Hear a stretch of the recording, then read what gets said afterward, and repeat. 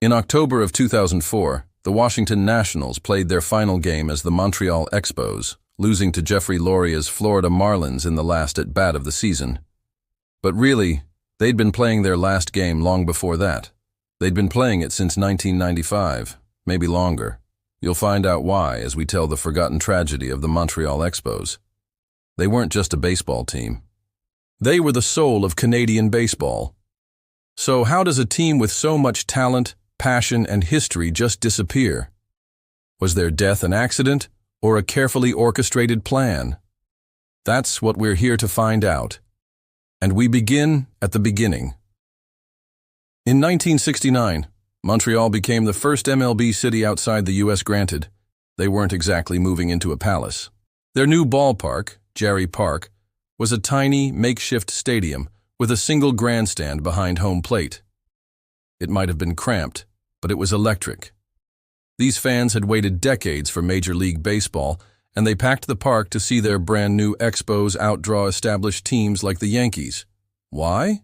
Because Montreal loved baseball, sure, but also because Expo 67, the World's Fair the previous summer, had shown that Montreal could host the world, and that made them hungry for more Major League status. This wasn't a city that was going to be denied, and their passionate fan base proved it. By 1971, attendance was already climbing toward 2 million. It was clear they needed a bigger stadium, but it would take another 6 years before the Expos moved to Olympic Stadium.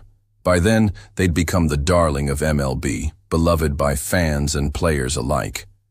But the move to Olympic Stadium was supposed to be progress.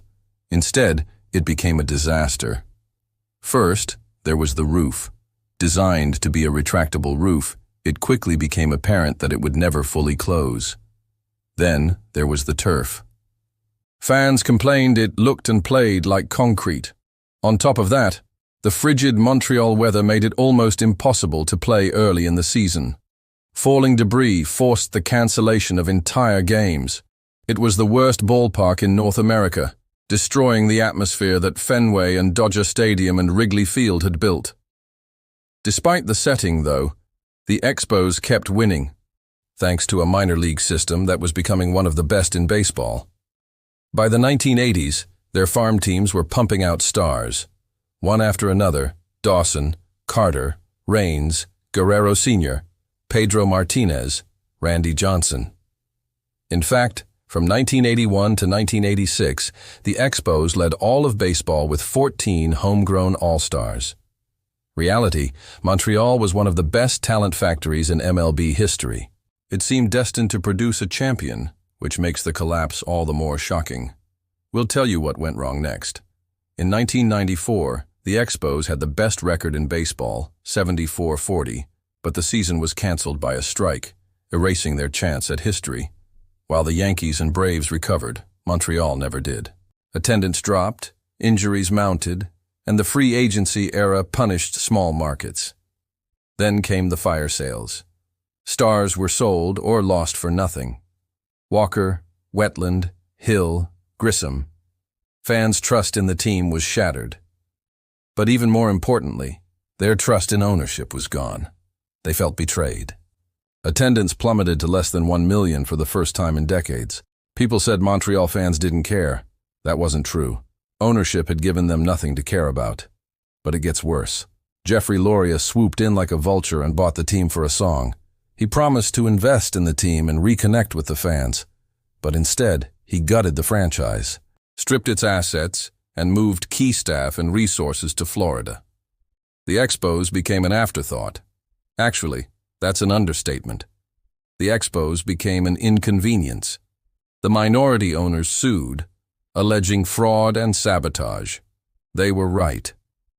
Loria was erasing decades of history in just a few years, but he didn't do it alone.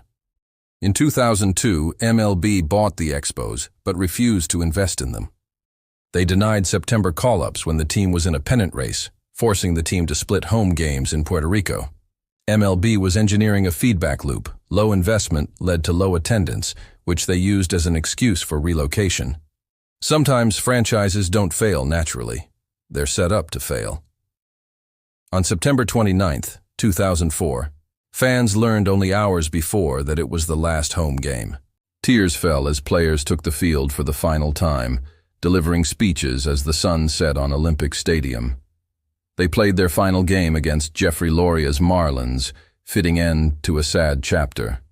The Expos lost because it didn't care. That's not true. Montreal didn't lose because it didn't care. It lost because it was silenced. Today, the Washington Nationals carry the Expos' DNA, but Montreal's soul still longs for baseball. The great players, the legendary fans, the almost champions, the Expos remain a symbol of lost potential and fan loyalty betrayed. If baseball ever returns to Montreal, it won't just be about the game. It will be about justice restored. What do you think? Does MLB owe Montreal another chance? Let us know your thoughts, and thanks for watching.